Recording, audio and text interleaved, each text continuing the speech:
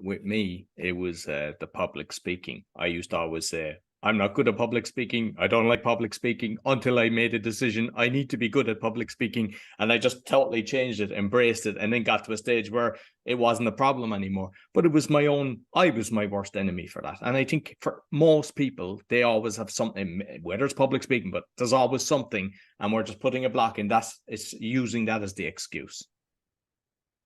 Yeah, it's sometimes it's an excuse, but sometimes is people really believe it. That's the way it is. Yeah. But that is, what I call the conditioning is like a lot of people want you to believe like that because then they can easily control you.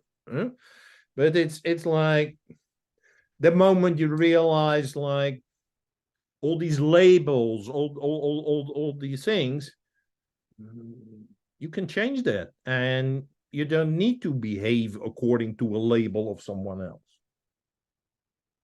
Yeah, and the moment you realize that, your whole world changes. Yeah, your whole perspective on world change, on yourself. Yeah? For instance, I used to be a guy, like I mentioned in the intro, I managed very, very large group of people. But I was not, people who knew me, I get a very good relationship, but towards strangers, I could not easily build a relationship, or I was not even interested in it. And now I talk with the guy who delivers the newspapers early in the morning when I go for a walk. I have a whole talk with that guy, or the cashier, or some kind of a guard to make sure that my bike doesn't get stolen. So I previously people would say, no, you're very closed guy, whatever.